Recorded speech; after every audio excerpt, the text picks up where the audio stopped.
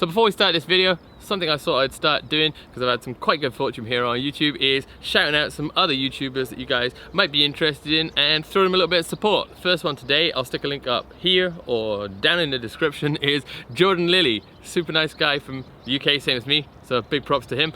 Go check out his channel. Right, so also I forgot to mention, thank you very much to Frankie Sit for being the first guy to ever do the buy me a coffee thing. Now, I kind of slipped that buy me a coffee link into the last bunch of videos. Just since I became monetized, I just kind of slipped it in there on the quiet, just to see if anybody would notice it. I wasn't gonna even really bother asking, just to see, because I'm not really a big guy. I'm not really big on like being like, hey guys, I need you to support my channel. I'm not gonna ever try and sell you that, well, you know guys, it's very hard. It costs so much to make these videos, and it's like, you chose to do that, you chose it, it's your hobby. So yeah, I always chose to do this, so I don't expect anybody to support me. If you do though, it is much appreciated. There is the link down in there. I might do a Patreon. I've set up a Patreon, but still also yet to kind of figure out what I would offer for people to, I want to offer something that's worthwhile you paying your money, rather than just doing it for like, hey, give me your money. But anyway, yeah, thank you to Frankie Sit. That was beautiful, man. You bought me 3 coffees, like not just one, you bought me 3. So yeah, much appreciated, man. Yeah, awesome. Anyway, back to the video, guys. Onwards. Today, Q&A time. Thought I'd answer all the questions that you guys asked me on the last video I put up. It's been kind of a busy week. I've tried to actually shoot this video like maybe 3 times. I went out on the May Day holiday. Stupid mistake that was. It was hotter than the sun. Also, on holidays in China, like the public holidays, everywhere you go will be full of people. I think the saying is Ren Hai, one of the two. Anyway, forgotten that one. But yeah, there was people everywhere. Well, it was either too hot, like if I was out here, it would have been insane. It was like hotter than the surface of the sun, and anywhere that was sheltered had people in it. So, and like a lot of people, so I just didn't bother.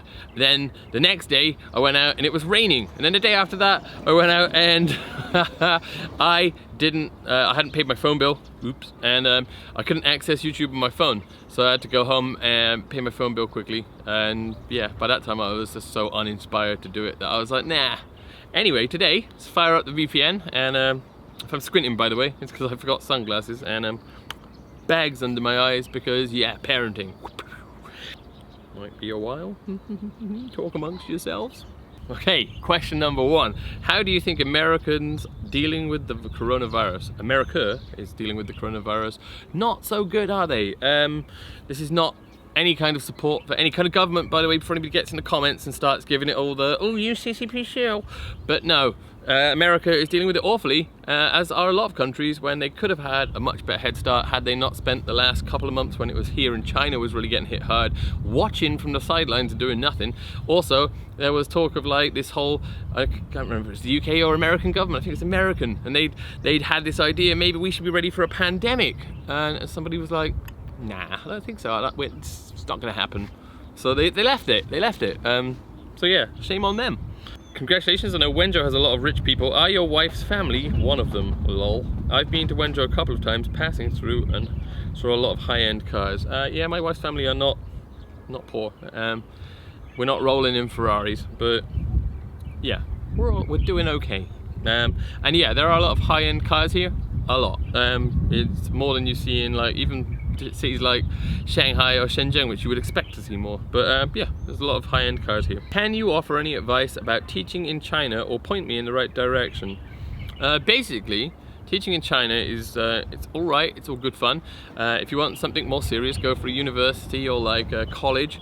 That will be your more serious teaching. If you teach like the younger kids or anything like that, you're basically like a circus clown, just in an ESL uniform. It's quite good, the pay is good. If you don't mind about really what you're doing, you just like money, then yeah, it's great. Like, you can make good money. I make enough money here, I make probably double, even if not more, than the average English wage for doing like a job which is nowhere near as many hours. Like, that's the good thing about teaching. Is usually you're working much less hours than a regular 9-to-5 job. So yeah, so I think the most important thing is just to be open-minded. There's a lot of things which will be different, there's a lot of things which will be completely the same, but yeah, there's a lot that will be different. So just be prepared, be open-minded, and just to have fun, enjoy it. There will be a lot of miscommunication at the start, but once you stay here long enough and you start learning Chinese, everything gets a little bit better. My first question will be, the city where you live is called Wenzhou, right? Yes. Where I live is called Wenzhou. It is in Zhejiang province, and it is about 500 kilometers south of Shanghai. Show us where you live, like Jiao. Okay, sure. I'm not going to show you my exact house location because I don't want to dox myself. Apparently why I don't show anybody where I work as well. But I can show you around this area. Where I am now is I live like a kilometer over here, and this is the wetlands. I'll be bringing out a video on exploring the wetlands soon. I've got a bunch of videos planned for around the city and stuff. I've even got a video to recap the last 5.5 years of marriage, just because I meant to do it on our 5th wedding anniversary, and then life got busy with having another baby, and yeah, it was kind of gonna do it now, gonna do it soon. Okay, Snarky Guy, he's another guy you should go check out. I'll stick his channel down in the description as well. Kick-ass channel, super fun guy. He is one of my favorite China YouTubers. And yeah, what special skills do you feel you have that would allow you to successfully survive a zombie apocalypse? I can make coffee pretty much anywhere, in any kind of situation. I'm pretty sure that would help quite a lot. I could make some sick B-roll of those zombies. I'm pretty good at surviving the most impossible situations. I once jumped down onto what was a ledge. I went to jump onto the ledge and maybe just jumped a little bit too far and I slid down a cliff. It was probably about 400 meters and it was about like that. So I kind of skied the whole like massive distance in about, I don't know, a couple of seconds, and I was fine. Everybody thought I was dead. And that's not the only thing I've survived like that. So I think I've got the gift of luck. I can make coffee in anywhere, in any situation, and yeah, I could get some sick B-roll of the zombie apocalypse. There we go. Who was my first celebrity crush? I mean, at my age, it's kind of hard to remember my first celebrity crush. Not sure. Can't think. Okay, what foreigners do you know who have been deported or jailed? What were the circumstances? Tell the whole story, don't leave out any details. Okay, so there was a friend of mine here. She was living here, and you know, she liked to toot on some of the wacky tobacco, and somebody she had working for her came around her house, and she was a trusted employee, and he went into her private quarters and stole a joint from the ashtray in her apartment, and yeah, he then got so high he called the police on himself, go figure, and yeah, at the end of all that, they ended up going to search her house. She got caught for a joint, and he got nothing because he was the grass. He was, yeah, you're okay, mate, you just go back. It's not like you did anything wrong here. So they let him go, and she got 15 days in the detention center and then deported. But that is about the only person I know that's been deported. There's been a lot of people that have been caught working illegally. I don't have to worry about that kind of stuff because I'm not working illegally. Great. But yeah, there have been people. Can you show us more of the city you live in? Yeah, refer to the other question, the previous question where I said I'm going to. So yep, that is cool. As for a question, do you see yourself staying in China for good if possible?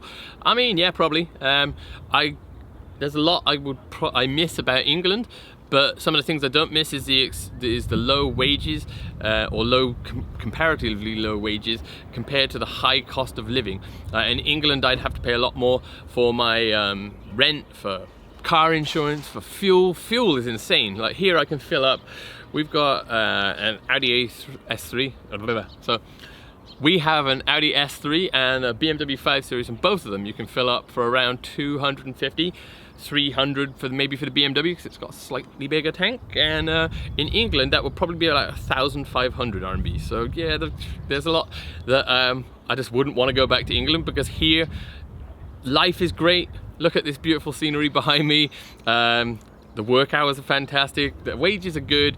There are things that I miss from England that I would like to live back in England for, but not at the minute. I think if I became like super rich famous guy that was just making money and I could be anywhere, maybe I'd go back and live there like on and off. I might buy a house back there just because it'd be nice to, I don't know, retire there maybe? I'm not sure. Who knows? But at the minute I'm having fun here. I love life here and I have no plans to go back. Nice rounded about, loosely, not really answering the question. Great. take one thing from the UK and add it to China, what would it be? Oh, one thing that I really miss, if I could just have it added to China here, would be like proper winters. Because for me, Christmas doesn't feel like Christmas here, no matter how hard you try. This year's was the closest because my mum, dad, my sister were all here, and we had like this massive family Christmas, which we haven't done in like almost 7 years together. But yeah, would be the winter, because the thing that makes Christmas feel like Christmas is when the days are super short. You could get up to go to work at like 8, 9 o'clock in the morning, it's pitch black. You come back at 5, pitch black. Outside is cold, some snow, frost on the ground. All of this, when you're warm inside your house, makes it feel very cozy and snug and gives it that kind of Christmas vibe. That is what I would take and stick it here in China, yeah. Like with glue. Does Wenzhou have any old Western architecture from the 19th or 20th century, such as Shanghai and Ningbo does? Absolutely none. Alex from Bristol, can you please confirm? Daily Mail says China battles second waves as gyms and pools are shut. Is it really that bad or fake news? Might be somewhere else, but it's definitely not here. The gyms are all open, everything's open. In fact, I think I will go back to teaching actually at the school in like 7 or 8 days time. So yeah. I can't see it. I'm not saying that there's always cases that pop up after the fact. Like it doesn't just like end. It's not like you switch off the virus and you're like, okay, we're done. But yeah, nah, it's just not like that here. For a first time visitor to China, where would you recommend that someone visits? I mean, you can visit here in Wenzhou. Wenzhou's pretty cool. If you want something that's a lot easier to get around though, maybe Shanghai or Beijing, Hong Kong, any of those places, Shenzhen, they're all cool. It depends what you want. If you want like traditional stuff, you should probably go to like Suzhou or Wenzhou, because Wenzhou is very unique in the China sphere. Hong Kong's cool because it's kind of like half Chinese and it's got this very British influence, which is amazing for me. I just love Hong Kong. It's one of my favorite cities. If you want something really just like, you know, like modern and kind of in your face, like Tokyo, Japan style type level of modernism, then you want Shenzhen or Shanghai, because they are both very modern cities, super easy to get around, masses of people though, and that kind of, it just kind of annoys me with all the busyness. And that is it, guys. Hope you found the questions interesting. If there's any more, keep them, stick them in the comments for this maybe, and then maybe I can do another Q&A in the future. Keep an eye out for the channel. We've got another show this Saturday with, I think there's 6 of us, me, Guelo, Alex from Reportify Media, Patrick Freeman, Blondie in China, and a lovely new Chinese girl called Xiao. I don't know what Xiao is, if it's like Wei Xiao to Xiao, but yeah, should be a good show this Saturday. And I've got a couple more videos coming out, like I said. I keep promising these cinematic ones, but they're taking longer because, you know, life is busy. And yeah, until next time, guys, peace out. Hit me up in the comments down below.